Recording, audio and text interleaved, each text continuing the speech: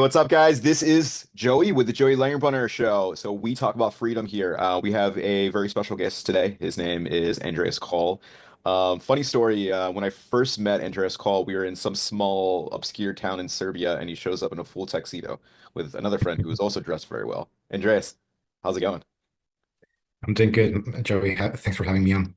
Of course. I'm kind of surprised you're not in a full tuxedo with, I know you still have the mustache still going on and stuff like that. You still look very classy, for sure, for sure. I know it's really late there, in Poland. Yeah, well, I've been wearing suits a little bit less in the last few years. Kind of easing into the cypherpunk vibe a bit more. Yeah, Hence the hoodie. I know. I know. I always feel kind of conflicted because in the stuff that I have to do now in my industry, since I'm trying to sell passports and do these kind of things, sometimes I have to dress a little bit nicer. I can't quite do the cypherpunk anymore because I kind of came from the crypto space. So I have to dress up a little bit nicer now, and so but I can't do the full tuxedo, man. I hate ties. Have you tried bow ties? I have not. Maybe sometime in the future, I'll try that because I just hate ties. They just get everywhere. They're annoying, but at least bow ties keep the collar nice and crisp, and it's more of a simple vibe going on. So like that's something I definitely appreciated about. It's also a bit of a skill that's being lost nowadays. I don't know if you've noticed, bow ties nowadays they're almost always clip-ons. They're almost always pre-tied. So if you can say you can tie a bow tie yourself, that sets you apart a bit. It's a Well, lost art. Well, I will put this on my bucket list to learn how to tie a bow tie. I think I learned when I was a young child, along with a tie. But it's probably been almost 2 decades since I've ever tied a bow tie. Dude, so what are you doing in Poland, man? I'm like, what's up? It's cold there. Yeah, it's cold and gray, but there's some good people here. That friend you mentioned actually is the one that's hosting me.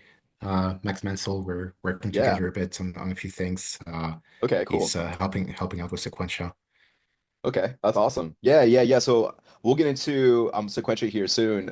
It's a crypto project that Andreas is working on, and I happen to be an angel investor in it as well. But like I originally met you in some small town in Serbia, okay? And we Mhm. were there both for the Liberland project, and for some of my listeners, people know what Liberland is, but Liberland is essentially just kind of like the newest country, not recognized by the UN, and we both were involved or currently still involved, like in different capacities and stuff like that. So we both kind of come from, let's say, a mindset of freedom and sovereignty, and then we were both in the crypto world and stuff like that. So before we get into your project, like Sequentia, you know, give me kind of an idea of where you came from, who you used to be, a little bit more of like a background of yourself, Andreas. So, kind of like my listeners have a better idea of who the hell Andreas Kohl is. Sure. Well, so sort of my family background is very international. My mom's half Spaniard, half Puerto Rican, so I get a Spanish and a U.S. passport from her. My dad's half French, half German, so I get a French and a German passport from him. I was born with four passports. Wow. No, not not out of any specific strategy, but just say just random luck. My parents moved to the UK when I was about 6 months old, so I was a newborn. I was born in France, but spent all of my childhood in the UK. Um, and when I was 16, I sort of emancipated. I stayed behind in the UK and finished my GCSEs, my secondary studies in the UK while my parents moved away. After that, I got into the workforce pretty early. Got my first job as an accountant in London at the age of 17. Oh, wow. Um, that was back in 2012, and it's also where my adult life sort of begins, and I start getting hooked to many ideas and the idea of freedom. First of all, I guess the first trigger was maybe WikiLeaks. That was the year that Julian Assange entered the Ecuadorian embassy, Yeah. got asylum there. Um, so I was right in the middle of it. I was in London, really paying attention to that story, and I actually camped outside the Ecuadorian embassy, slept overnight there, live streaming the police action outside the embassy as it was all going on. And that's when I first heard about Bitcoin because WikiLeaks have been pretty much deplatformed, their bank accounts closed, their PayPal, and so on. And uh, BTC was basically the only way to support WikiLeaks and Julian Assange at the time. So some other supporters of WikiLeaks told me about this outside the embassy. Um, Next week, I went back to work as normal, but I thought about this Bitcoin thing and whether it'd be worth looking more into. So Um, hold on, I want to back up a little bit. yeah. I don't want you to cut you off there too much. So you actually didn't know this about you. So you camped out of the Ecuadorian embassy and live streamed like the police interaction with the whole WikiLeaks thing going Mhm. on. Yeah, I was one of two or three, like it was on and off, a few of us, but two or three people started live streaming there. And actually, I caught the moment where the police was looking at the air vents, possibly looking into going into the embassy through the air vents. Oh wow. And if I remember correctly, actually, Julian credited us for stopping a violation of the Ecuadorian embassy by the police because we got caught it live on our stream. Oh wow. So was that kind of like a personal interaction or you heard him like say it on the media or I think he tweeted it. He tweeted it out. oh wow. He also got some pizzas, I guess, because he was grateful for that. I never met or talked to Julian in person, but I did get pizza from him through this interaction. That now, dude, that is a crazy story. I know he is actually free now, as far as I know, and Mhm. and back home in Australia. If you ever find yourself in Australia, I don't know if you can find him, but you should probably. I'd love to. Yeah, I know, like you he should probably was buy him some he pizza. really he really marked the start of my journey in the freedom space and in all of these ideas and in Bitcoin even. Yeah, Um, that's a crazy story, man. I actually didn't know that about you. But that is one of those stories, probably like at least like top 50 cool things you'll ever do in your life, man. For sure. Totally. Yeah. That's so cool, man. Yeah. Okay, so yes, anyways, you got into Bitcoin, you started learning about freedom. Like what are some, like yes, like what's your story there? You got like four like passports or so. I think you have more. But kind of want to tell me a little bit more about your Mhm. journey, from there. Yeah, well, the following week, I make a transfer to MT Gox. I buy my first Bitcoin. It was less than $100, maybe a bit more with the transfer fees, but yeah, around about the $100 mark. And yeah, I started asking myself some serious questions because my job back then is as a tax accountant, so I'm filing taxes day in day out. That's all I'm doing, bookkeeping and tax filing, and Bitcoin kind of runs counter to all of that. It strikes me as possibly a method for tax evasion, a tool for tax evasion, and I start asking myself, well, is this right or not? I mean, the case of WikiLeaks, it's obviously right because they were revealing some really nasty stuff that governments wanted to keep quiet, and Bitcoin, probably saved them at some point. It was the only way to support them Sure. Yeah. financially. But I asked myself, well, from the tax perspective, this runs counter to my very job, what appears to be my purpose in life at that time. And so I asked myself a simple question, are taxes good or bad? And I had no political background. My parents had always been very apolitical. We never talked about politics at home. So I was neither right nor left wing. And actually, a lot of the people I had been hanging out outside the Ecuadorian embassy, WikiLeaks supporters, were from a left wing background. They Yeah. were it's Occupy Wall Street guys, Right. and Right. so and so they probably would have thought that taxes were a good thing, but that ran counter to what I was seeing with Bitcoin. So I have this moral dilemma here on my hands, and I'm looking for an answer to it, an objective scientific answer without any prior biases. And so it occurs to me that maybe one way to figure out the morality of this whole tax question is looking at countries that have higher and lower tax rates and comparing what life is like for their citizens. That's I thought at the time this would be probably the most scientific and grounded approach to this Yeah. investigation. Yeah. I Um, mean, yeah. I mean, I think that makes perfect sense, and especially. both of us being somewhat of more of like, let's say, a libertarian point of view, Hmm. whenever we bring up the idea of taxes and stuff like that and paying taxes and questioning it, is it moral? Is it not moral? Kind of like the funny default response from someone who's, let's say, in favor of taxes is, but who will build the roads, right? Hmm. Like the Hmm. classical thing that you'll hear. Right. So And can you have human development without taxes? Yeah, that was really the root right, of my right, question. right, right, right. And of course, before like the U.S. had income tax, we had perfectly run roads. Hmm. Hmm. Um, and correct me if I'm wrong, we actually had a lot of tariffs at that time, Hmm. which which of Possibly, yeah. course which of course is so relevant to what's going on today with Trump. I think Hmm. just today, he put like a 25% tariff on Mexico and Canada. And Hmm. was talking about getting rid of the income tax. I even heard they talk about getting rid of capital gains, for Bitcoin as well, which both you and I will be, of course, super skeptical of them getting rid of any taxation, because we have the internal Hmm. revenue service and then we have the external revenue service. And what I assume personally is that both are just going to exist and nothing's really going to change. And I think they just extended Trump's like tax cuts from 2017. So that's going to, continue on. So maybe that, Trump will say, "Hey, I did something."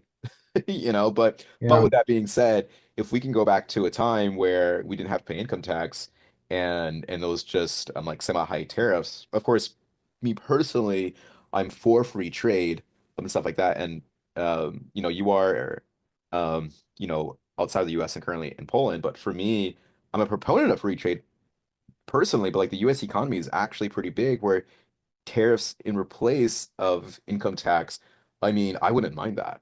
And to be honest, like I would rather just live outside of the US and just not pay taxes, like Right. my Yeah. point of view. But yeah, just kind of Well, want to hear some of tariffs. your thoughts on there because you are somewhat of a tax expert.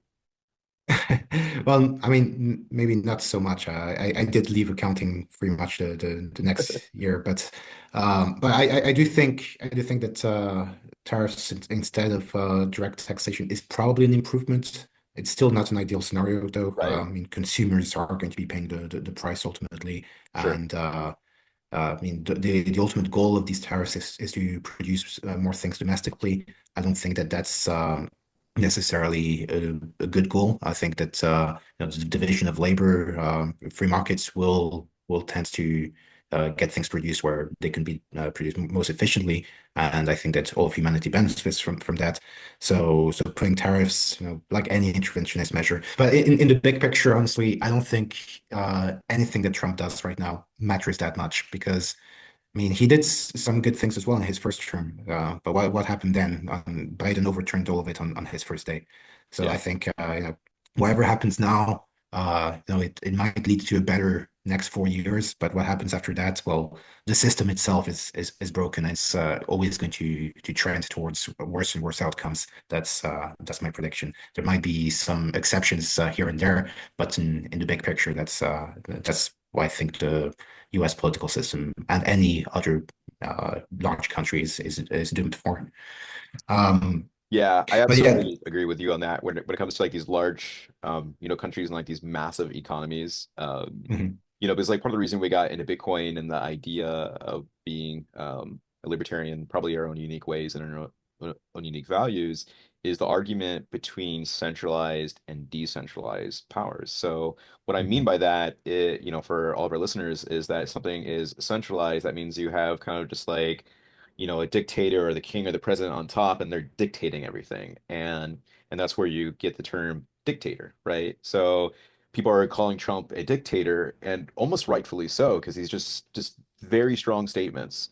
And if Mhm. it's passed or if it's legal, sometimes you might have a better idea than I, but just, if it actually is implemented, but it's still, it affects it on a larger level. But if you have things that are more like decentralized, for example, Andreas, I know you're a huge fan of the country of Liechtenstein, and I think it's one of the Mhm. most fascinating and lovely places. I've actually never been there. I hope to maybe go this year. It's a very small country, but what I like about Liechtenstein is that it's insanely small. And on top of that, their governments are actually very, very decentralized. And it's one of the most wealthy countries in Europe and probably one of the most wealthy countries in the world In outside the of, world, yeah. yeah, yeah, like I would say outside of, like the Gulf Arab states, but obviously like they have oil. Meanwhile, like in Liechtenstein, I know one of their biggest industries is what? on like dentals or something like that. So Yeah, power kind of want to tools. hear. Yeah, they have one of the biggest power tools companies, Hilti, and also the largest denture manufacturer in the world, Ivoclar Vivadent. It is actually usually it depends on the year, but it's usually counted as the wealthiest country in the world in terms of GDP per capita. Obviously, it's a very small country of 38,000 people, so you gotta look at its per capita in order for it to make sense. But actually. That leads me back to my story because I learned about Liechtenstein when I was compiling this list of countries Yeah. according to their tax rate, and and yeah, it seemed clear to me that there was no clear correlation between high tax rates and high human development, but there was an inverse correlation there of countries with lower taxes tending to be more developed, and Liechtenstein at the time having the highest GDP per capita was right at the top of my list of in terms of having low tax levels of taxes and high development. And another thing that struck me about Liechtenstein in my analysis, because this was just a correlation, this was just numbers, it didn't really mean anything, but I saw that its head of state had written a book called The State in the Third Millennium by the ruling prince Hans Adam II. And I thought, well, maybe this is something like a primary source, something that will give me more information about why there seems to be this inverse correlation. And well, I got more than I bargained for. The State of the Third Millennium is a magnificent book that goes into way more than just taxation. The prince himself calls it um, a, a collection of recipes. I think he says like a cookbook that of political recipes gathered by him and his ancestors over the generations since his family's been ruling Liechtenstein for the last 300 years. And and basically, in one of the early parts of this book, I think in the introduction, it says that he would like to set out in this book the reasons why the traditional state as a monopoly enterprise not only is an inefficient enterprise with a poor price to performance ratio, but even more importantly, becomes more of a danger to humanity the longer it lasts. This is almost an exact quote of what he wrote in the introduction. And so basically, he explains why, in his opinion, the state should become more like a service company that treats its citizens like a company treats its customers, and which therefore must be subject to competition. And this is a principle that he's put into practice himself in Liechtenstein. So, after reading this book, I got really fascinated by the subject of Liechtenstein and its political model. I think it comes closest to an ideal political model. I think it's something that could be scaled up drastically. It could work in much larger countries than Liechtenstein. And so this is something really worth explaining in detail. If you don't mind me spending like 5-10 minutes on this. Um, Yeah, go for it. Yeah. No, we're here to hear your expertise, Andres, and I'm learning a little bit too. Of course, I've read a little bit of this book. I've not read it nearly as in depth as you have, mhm, but like I'm sure our listeners will find this stuff very fascinating. And if they don't find it fascinating, they need to sit down and listen because you are an expert on this kind of stuff, and I love hearing about this kind of things because especially me, I'm in my early 30s. In my early 20s, I was studying this a lot, and then I put this in practice into my life. And I would say now in my early 30s, even I can use a refresher. So go for it. mhm. So here's how Liechtenstein worked before 2003. There was something important happens in 2003. We'll get there in a minute. But for a very long time, Liechtenstein has had indirect democracy, so a standard parliament with uh, members of parliament being elected across two constituencies. The majority party gets to choose a prime minister. The leader of the party becomes prime minister. Basic parliamentary system, like in any other parliamentary system. They govern the country on a day-to-day basis. They make most of the governance decisions that come up on a day-to-day basis. But it is technically the weakest form of government, even though it's the most active and the most, Sure, let's say, the most sure. relevant. On top of that, you also have direct democracy. So that's the ability to start a referendum based on a threshold of signatures, very few signatures. I think it's about 1,000 signatures to start a referendum in Liechtenstein. And through a referendum, you can always overrule the parliament. You can even dissolve the parliament. You can call for early elections. You can veto a decision by the parliament, or you can directly pass legislation through a referendum. Um, then on top of that, you have the monarchy, and the monarchy sits on top of all of it as the least active, the least involved on a day-to-day basis form of government, but the most powerful one, the ultimate check and balance, let's say. And they can veto the parliament, they can dissolve it, call for new elections, they could even abolish the parliament, as could a referendum. But they also have a veto on direct democracy, so they can also veto referenda. Um, but something changes in 2003. The prince goes out and he gathers signatures for a referendum to change the constitution. Technically, I believe he didn't need to do that.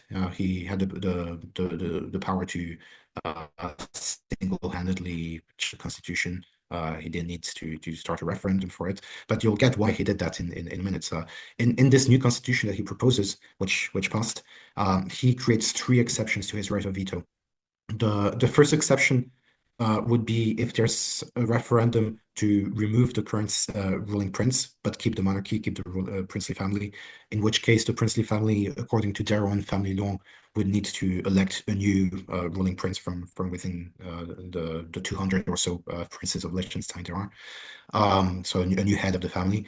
The other exception to his right of veto would be a referendum to abolish the monarchy altogether and become a republic. So then the princely family would lose all of their status and privileges, Right.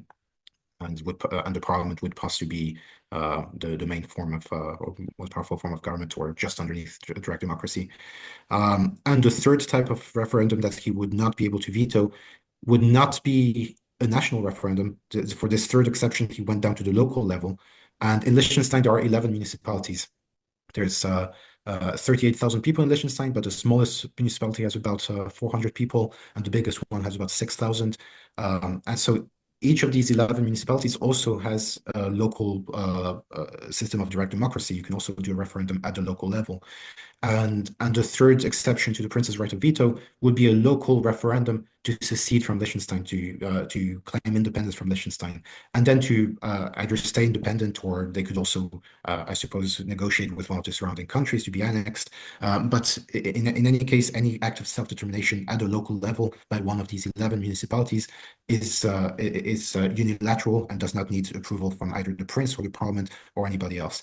And in doing so, he broke a historical precedent. This is something completely unprecedented in the history of mankind, that he actually gave the constitutional recognition of self-determination to every single constituency in Liechtenstein. Yeah, imagine if the US actually had that. Because I remember a time when the state of Texas, they Mhm. had like signatures or something like this. It was under the Obama administration, but long story short, Texas, especially under a Democrat administration at that time, said, "Hey, we want independence. We don't like, what's going on." And Obama's response was, "Oh, we already solved this during the Civil War." Basically meaning, Well, from a legal perspective, he's right. yeah, A legal I know, precedent I was know, set. Yeah. but it's kind of like earth-shattering to basically say, to kind of put it in like dummy speak, if you try to secede, we will kill you. Yeah, that's the precedent set and confirmed by the Supreme Court of the United States. Correct. Literally the opposite of Liechtenstein. Yeah, And exactly. literally, That's why I uh, wanted to bring it up. And then of course you have kind of a push like for California to secede, which of yeah. course none of this will ever happen. It will never happen. And actually now Trump is talking about making Canada the 51st state, getting Mhm. Greenland part of the US empire, taking back the Panama Canal. And to me it's like I feel like this is kind of like late stage like empire vibes. Yeah, and it goes counter to international law as well. Not that anyone really cares about international law, No, I don't think Trump is even but aware of it. Article 1, I think Chapter 3 or Paragraph 3 of the UN Charter literally says that the UN stands for the right of self-determination of peoples. In a manner, you could say that the only country that has implemented that, the only country that's compliant with the UN Charter is Liechtenstein. Not even like Switzerland. Not even Switzerland, no. Wait, like why is that? I'm sure there has to be some more countries. Well, no, that's why I was saying this was really historically unprecedented. There have been cases of countries that have a provision for the self-determination of a specific region. This usually happens when there's a region that has its own culture and that they've struggled to integrate into the country in the first place. And so sometimes there are laws that grant specific areas, but never an entire country. That's never happened before. Right. I mean, the first country that actually comes to mind when you say this is actually St. Kitts and Nevis, where Hmm. St. Kitts and Nevis is an island or islands country in the Caribbean. And actually, what's interesting is I believe when they gained their independence from the British, it was actually three islands. I think Anguilla as well. Hmm. And Hmm. then they actually voted for independence, and then it was just St. Kitts and Nevis. It started out Right. as kind of some sort of governance of the three islands, and one voted for independence. And currently, if the island of Nevis, which I've been, it's beautiful Hmm. out there. I'm actually at the Four Seasons there. Highly recommend. It was like $1,000 a night. But yeah, so the island of Nevis could technically vote for independence. And I think their population last time I remember looking into it was like 11,000, and that they actually had a vote for independence back in 1999 where it Hmm. where probably due to some like backroom deals it barely did not pass, or Hmm. else the island of Nevis would have been the Republic of Nevis. But it's Right. actually something that's still legal, and Hmm. as you know, St. Kitts and Nevis actually sells their citizenship. And so I always had this crazy idea where we can just get a bunch of, crazy, let's say, like libertarians who have just ridiculous amount of Bitcoin money, all buy, St. Kitts and Nevis passports, move to Nevis, and then vote for independence. Hmm. Um, but I'm trying to do something like that. This is my first time ever like publicly saying this. It's probably piss off a lot of people. But Right. but it'll technically be legal, like just like in Liechtenstein. So that was always kind of like a fascination with me. Like, man, if I had like $1 trillion, like I would just buy all my friends like St. Kitts and Nevis passports and then just move to Nevis and then like lobby for like independence. Yeah, well, it's certainly an interesting option. Now, in the case of Liechtenstein, a funny thing is that even though they got the right to become independent, no one's ever actually tried to pursue to enforce this right or to take advantage of it. Um, I'm not even saying that no local referendum has ever passed for that. They've never even attempted to gather signatures to start a local referendum for secession. I think this brings my next point about self-determination and why I feel so strongly about it. Now, I don't necessarily think that the world should be fragmented into countries of a few hundred or a few thousand people. I do I you know I in as much as possible, I would like to see a world that has as much open borders and open trade as possible, where every human being is connected with every other human Hold being. up, Obviously, hold up, that's hold up. So you're saying open borders? I mean, are you like one of like these no crazy like in Soros, no, like not globalist not here going on? not so much. I said in as much as possible, in as much as possible. But here's the thing. I think that well, I'm a self-determination maximalist, so I believe that whatever in a sense, I would consider myself a true Democrat. And for me, true democracy is having the right of self-determination, if possible, all the way down to the individual level, where even individuals could secede with their private property. But whatever form of cooperation, of governance emerges from the voluntary association of people that decide to work together, I think is legitimate. And whatever decision that they make, I would support and consider legitimate. But the thing is that when you have the right of self-determination, in a sense, this changes the whole game theory of politics, and it makes it so that policies that don't really benefit everyone that wouldn't gain a clear voluntary consensus if people were free to choose are not viable. Because in the case of Liechtenstein, take a politician in the parliament of Liechtenstein, the national parliament of Liechtenstein. Now, since every municipality has had the right to secede, it's no longer about gaining the approval of a simple 51% majority of the country, which is necessary if you want to run for elections again and keep your career as a politician. It's now also about the will of every single municipality and whether even if you have a simple 51% majority nationally, are you not pissing off a certain community strongly enough that they might consider becoming independent from over Right, this? And right, so the whole game theory changes. You now have to have real national discussion and real compromise on issues.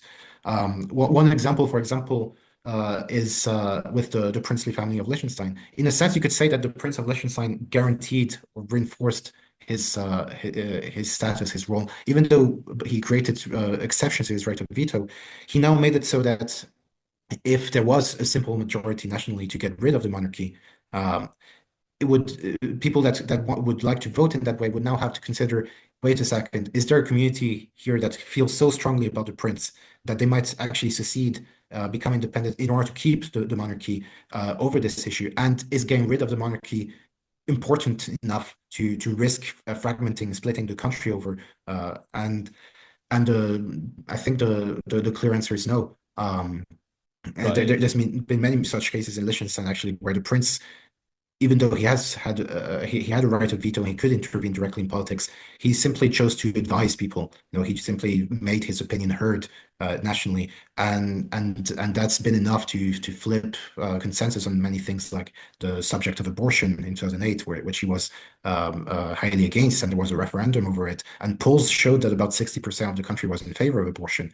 The prince said, I'm not going to veto this because the very next referendum could be a referendum to get rid of me, and I would not be able to veto that according to my own rules. So I'm just going to say, if you legalize abortion, I'll abdicate. Me and my family will step down. We'll move to Austria, and you guys can continue uh, with your abortions without us. We just won't be a part of it. We won't Oh wow. participate in that. And that was enough to flip the vote. That So abortions are the still illegal in Liechtenstein. yeah. Watching like the game theory play out in that regards is absolutely fascinating. Like I wish in the US game theory would play out like that. And it's quite the opposite in many ways. Now, from my understanding, you've met the Prince of Liechtenstein, right? Yeah, a number of times. His family, mainly his cousin Prince Michael, they run a think tank called the European Center for Austrian Economics Foundation. So this is a free market Austrian economics think tank. They have an annual conference. I've been there many times, and the conference usually ends with a cocktail reception inside the castle, the main residence of the ruling prince. And they also have an annual essay competition. In 2014, I submitted an essay that got the third prize in that Oh wow. competition. And what'd you My win? essay, well, my award was 2,000 euros. Um, so I went to Liechtenstein in early 2015 for the award ceremony, and the 2,000 euro check, like a big massive check, was handed to me by the Royal Prince of Liechtenstein, and my So that's essay a was picture actually. that, like that's a picture you need to have in your home. That's crazy. Like have you met Yeah, any I other have it. like world leaders or anything like that? Because I mean, I would love to meet the Prince of Liechtenstein. So maybe you'll have to introduce me sometime. Yeah, well, him and I guess the president of Liberland are the only Oh heads of yeah. state I've met in person. But yeah, my essay was actually about decentralization in general. But part of it was about decentralization of money, and that part of the essay focused on Bitcoin. So I also have the unique claim to fame that I introduced the Prince of Liechtenstein to Bitcoin, and I actually gave him his first BTC on a paper wallet during my award Really? ceremony. Wow. Mhm. That's cool, man. So here, let me so I know you're really big into the Bitcoin community and in the Bitcoin world. I want to hear a little bit more about if you don't mind, kind of what you're working on for your project. It's called Sequentia. Mhm. So you can kind of give me a little bit background into what Sequentia is and why we need it. Now, for my listeners, probably not too technical, so just try to keep it on a very high level. Especially for me, I'm not, Sure. the most technical person either. But Mhm. you can kind of just Yeah. explain maybe a little bit about what Bitcoin is, just very Mhm. briefly, and maybe some of the issues and how Sequentia, uh, like what's the point of it on a just on a very, very high level. Sure. Yeah. I'll try to keep it as simple and easy to understand. Well, so Bitcoin is the world's first peer-to-peer distributed protocol for money, and that already sounds pretty technical. But So it's like, what yeah, so it's like the Doge meme coin, right? no, not at all. But first, you should understand that a protocol basically, all a protocol means is it's a set of rules. And as long as you agree to those rules and you're using software that complies with those rules, you can say that you're on the same protocol or the same network. Other protocols that we use on a daily basis are like TCP/IP for the internet or SMTP for email. The reason that I can send you an email. Even though we're not our email providers are not on the same machine, they're not literally on the same servers. They might be run by different companies, continents apart.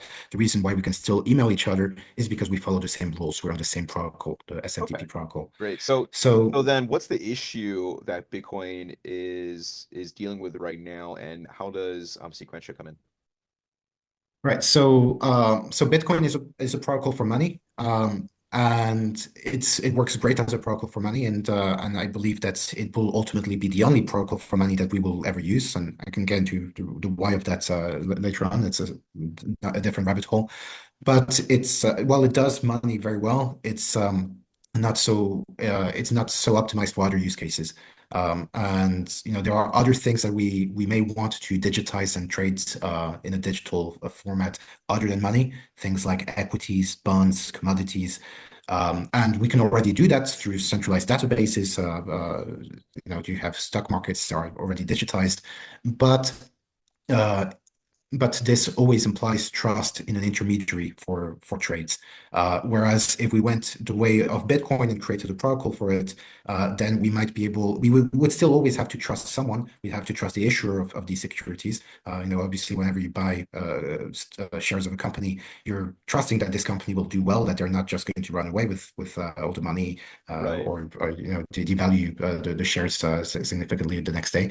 But we could minimize the trust or remove the need for trust in third parties because right now in securities markets whenever you trade a security you also have to trust more than just the issuer where there are many brokers and intermediaries that make And stock markets possible. yeah, no, I would always reference this system as like the TradFi system, and there's so much fraud Mhm.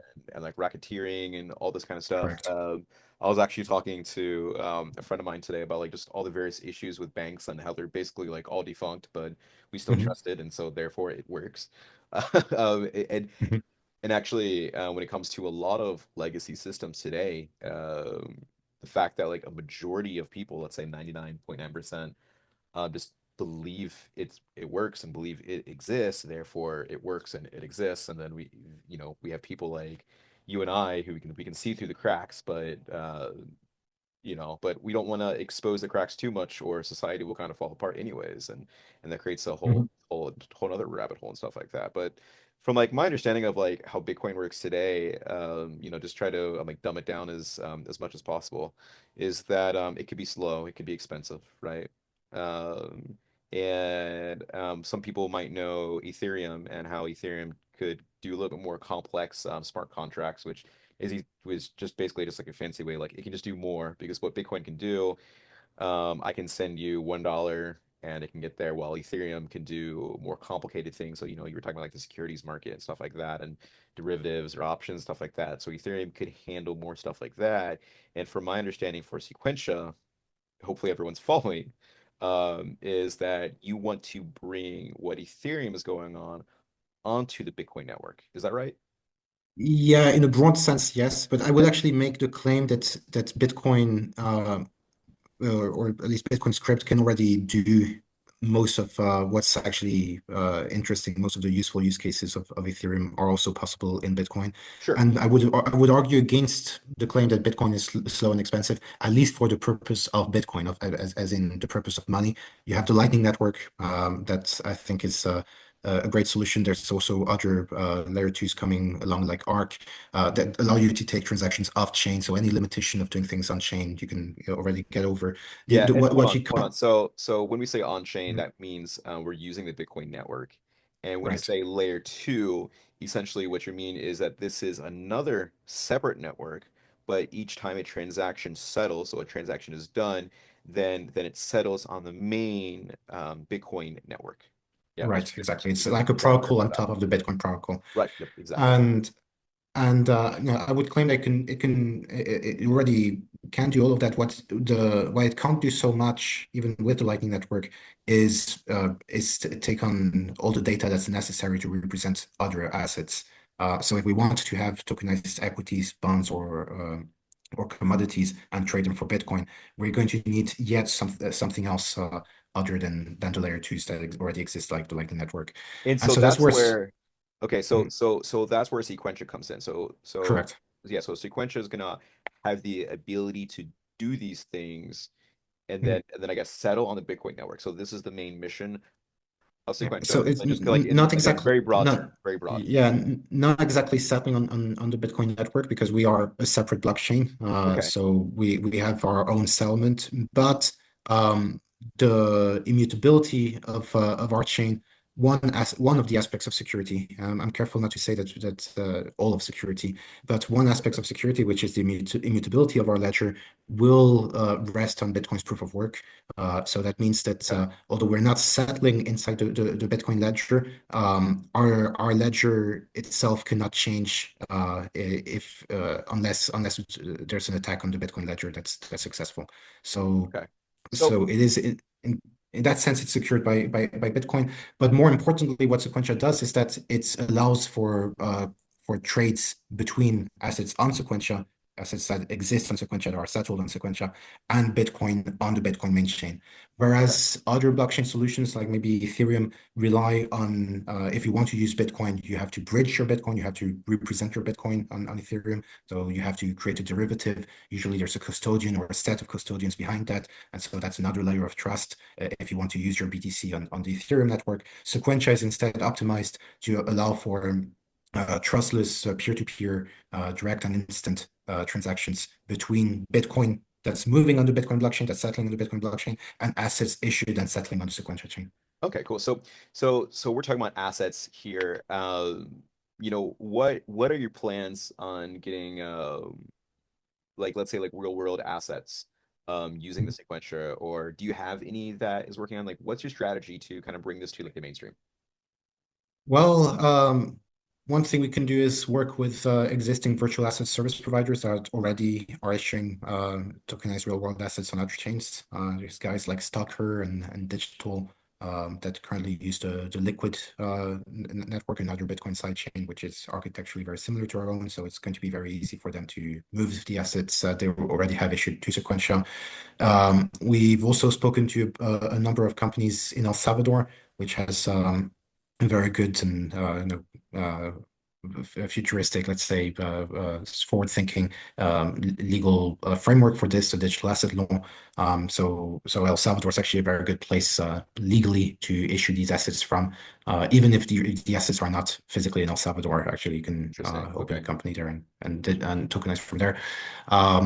There's other countries that have slightly harder to deal with, slightly stricter laws, but that we can still work with and provide compliance ways to issue assets under those frameworks in Sequentia. Countries like Liechtenstein, for example, or Hong Kong have those frameworks ready since a few years.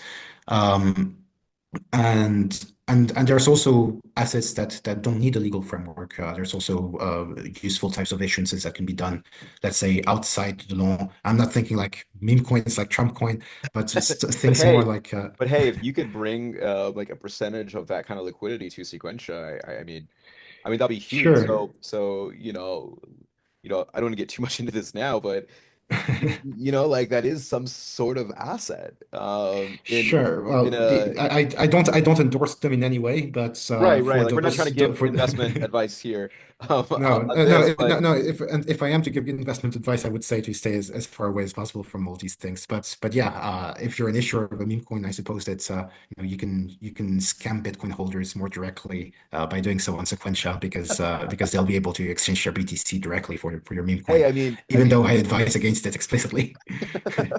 right. Yeah. I have a feeling that I think this was maybe about like 2 or 3 weeks ago where the president of Argentina, Javier Milei, I guess like Mhm. retweeted a meme coin of him or whatever, and it ended up basically being a rug pull. And I feel like that was kind of the top in the meme coin cycle. Honestly, I hope Yeah, it's been hopefully it tapers absolutely off from here. Yeah. it's been absolutely like ridiculous. I think even like the president of the Central African Republic launched his own meme coin, and that was another rug pull. Like Melania Yeah. coin was basically a rug pull. I guess like the Trump meme coin is going to be semi alive for some time. So Thankfully, it seems like they're attracting less and less people each time. It just seems to be yeah, less and less liquidity. yeah. Like I feel like it's just a bunch of like, let's say like rich and famous, Yeah. people or politicians just basically I'll use the term rugging their supporters. And if that Hmm. tells you anything about their character, I mean, use that up to interpretation. But yeah, I'm hoping the whole meme coins cycle is done and over with, man. It's been absolutely ridiculous, Yeah. and the crypto market and the stock market is kind of as of today, March 4th, is not doing so well. I think probably just based off of all the geopolitical stuff that Trump is doing. Hmm. And of course, we'll find out what's going on with like this Bitcoin, like strategic reserve. But the crypto community, man, I remember, back in the day when we both got into it, man, like, it was more of like the cypherpunks and kind of a huge statements. And I'll tell you what, between you and I had way more hope about this whole industry then and where this industry is going now. It is more chaotic, and I never would imagined the whole crypto world going into like this brave new world now. But I'll tell you what, I miss like the cypherpunk days where Hmm. we're just talking about just like peer-to-peer currency and stuff like that, and that gets in the whole Uh, conversation. Just like where do we go next? How do we bring back that type of mindset? And I really have no idea, but it's something that I feel very, very nostalgic about. I think the spirit is very much still alive in Bitcoin, and that would be my advice to generally just focus on Bitcoin. Everything else is So a this is not financial distraction. advice. Yeah, well, maybe it is, maybe it isn't, but but if you're after the cypherpunk spirit, definitely Bitcoin is where it's at, and there's more and more circular economy experiments, as they call it.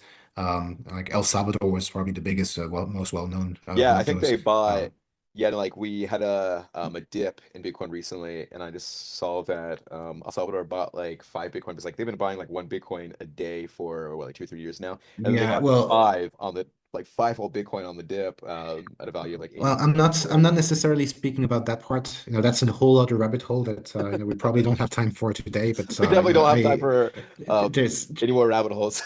there's plenty to criticize about the Salvadoran government, but Bitcoin in El Salvador predates the Salvadoran government getting into it, and it's much bigger than anything the government has done. It all started on the little beach town of El Zonte when some ragtag Bitcoiners arrived and started orange pilling the local population. That's what inspired Nayib to pass a Bitcoin law, which is now actually being repealed, by the way. But but Yeah, I um, know, I heard. but the Bitcoin community is really organic and grassroots over there. And even outside of Alzante, they've expanded Bitcoin education all across the country. This is nothing to do with government, but just Bitcoiners going around with their curriculum, with their diplomas, teaching regular people, the average Joe, what Bitcoin stands for, what it's about, and getting actual real usage out there. And that's something you can't say about any other cryptocurrency, about anything else in blockchain. That actual regular people people that don't understand the technology necessarily, but get the philosophy and the value, the fundamental value behind it, to actually use it for their daily needs, to buy their groceries, to pay their rent, to pay their utilities with Bitcoin. And that doesn't happen in any other ecosystem. Yeah, I would absolutely agree.